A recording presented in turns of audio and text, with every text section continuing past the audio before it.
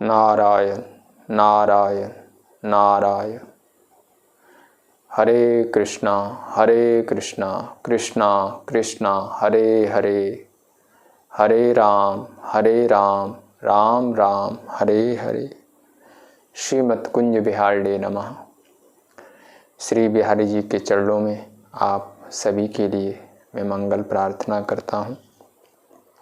अस्तु, आइए कुछ और विचार करें। यदि हम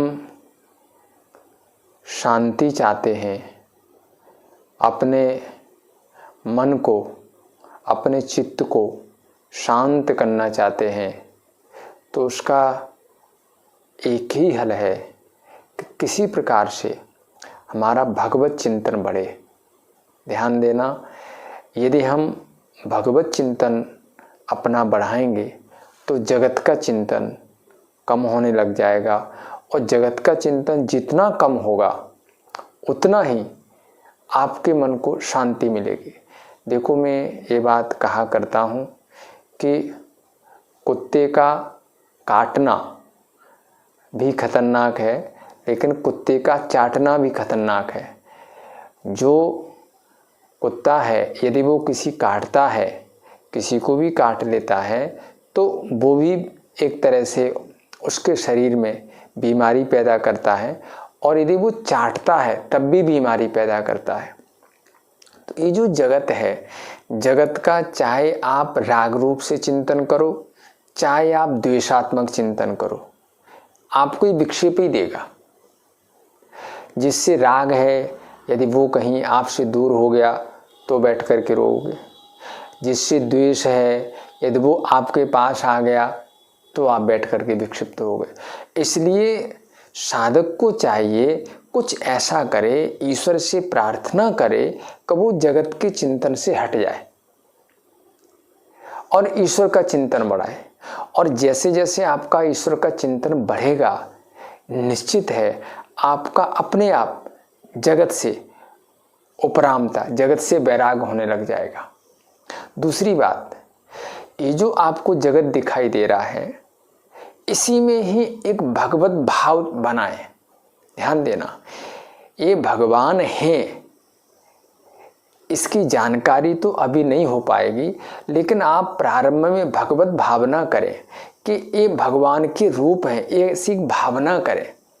जब आपकी चेतना का स्तर बढ़ेगा तो आपको ये बिल्कुल पता चलने लग जाएगा कि ये सर्व रूप में भगवान नारायण ही घूम रहे हैं।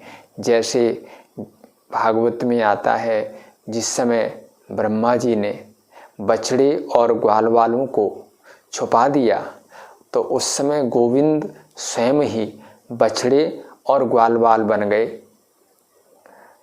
परंतु ये राज हर किसी को पता नहीं चला। तो जैसे वहाँ पर बछड़े और ग्वाल वाल स्वयं परमात्मा बन करके, ग्वाल वाल ही नहीं, वहाँ पर लिखा है कि उनके हाथ में जो डंडा था, सोटा था, वो बन गए।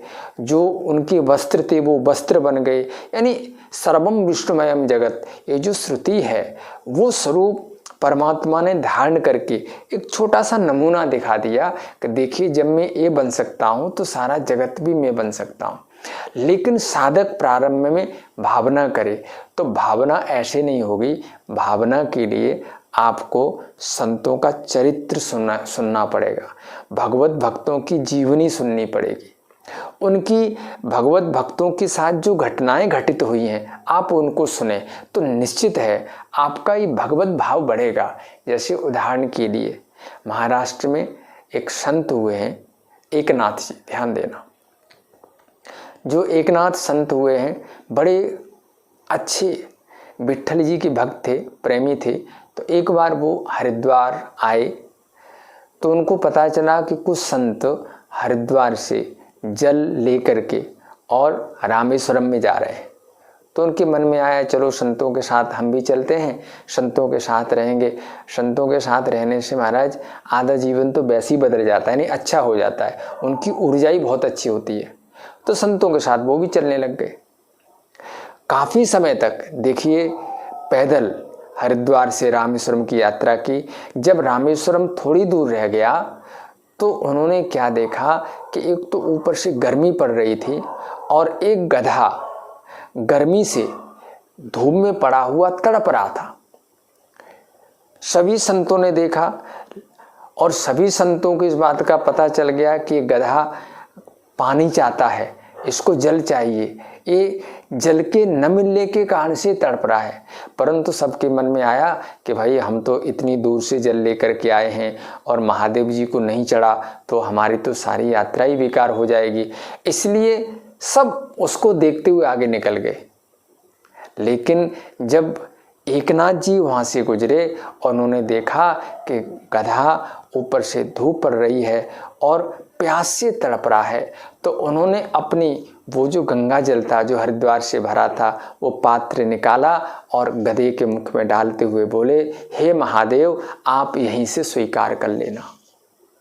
ध्यान देना, आप यहीं से बताते हैं कि उन्होंने उस जल को गधे को जैसे ही पिलाया वो गधे के अंदर से भगवान शिव प्रकट हो गए और प्रकट होकर के उन्होंने कहा कि एकनाथ जी आपने हमें इस रूप में भी पहचान लिया।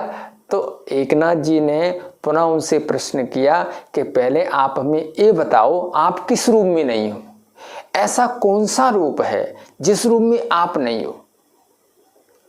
गीता में कहते हैं मत्तः परतरम नान्यत किंचिदस्ति धनंजय, हे धनंजय मेरे से बाहर कुछ नहीं है।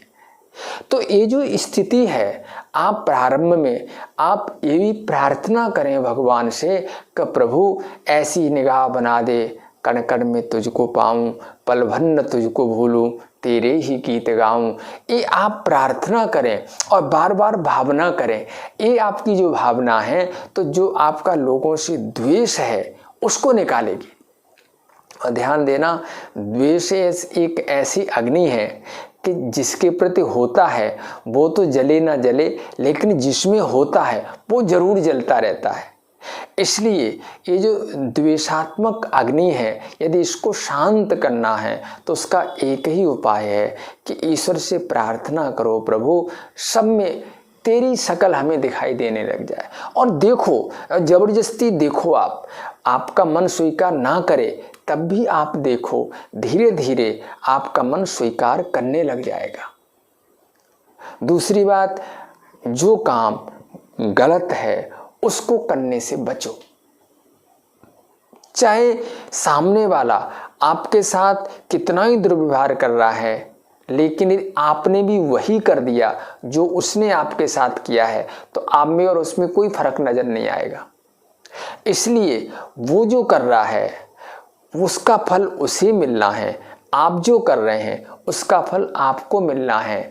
ध्यान देना कि युधिष्ठिर और दुर्योधन, देखिए दोनों ही इस समाज में रह रहे हैं। दुर्योधन दुष्टता पर दुष्टता करता जा रहा है, युधिष्ठिर जी उसको क्षमा करते जा रहे हैं। और महाभारत में लिखा है कि जब भगवान कृष्ण कभी भी युधिष्ठिर जी के पास आते थे तो देखिए आप कल्पना कीजिए कि उस समय अपना मुकुट उतार करके उनके चरणों में रख के उनको प्रणाम करते थे। तो कोई ना कोई तो उनके अंदर विशेषता होगी और वो विशेषता यही थी। महाभारत में लिखा है, वो कहते थे कि एक व्यक्ति हमारी एक बाजू में चंदन लगा रहा हो और दूसरा व्यक्ति हमारी दूसरी बाजू को काट रहा हो, मैं दोनों को एक ही नज़र से देखूंगा। यानी दोनों में एक ईश्वरत्व का भाव रहेगा। इसलिए परिणाम ये हुआ कि देखिए वो ईश्वर भी उनके सामने झुक जाता है। तो साधक को चाहिए आप इस दुनिया में क्या हो रहा है, ये क्या करना है, ये आप ईश्वर पर छोड़ दीजिए, उसकी जिम्मेवारी है। आप केवल भगवत भजन कीजिए। यदि आप भगवत भजन करेंगे तो निश्चित है ये काम तो वो करता ही रहेगा, ये तो उसकी जिम्मेवारी है। यतो वा इमानि भूतानि जायन्ते येन जातानि जीवन्ति यत् प्रयन्ति। यानी उसी का काम है सृजन करना, उसी का काम है पालन करना, उसी का काम है संहार करना। इसलिए आप दुनिया में क्या हो रहा है, साधक इस चिंता को छोड़ दे और ईश्वर के चिंतन में लग जाए। यदि तुम ईश्वर का चिंतन करोगे तो तुम्हारी चिंता वो स्वयं करने लग जाएगा। अस्तु, आज इतना ही। जय जय श्री राधे श्री राधे श्री राधे।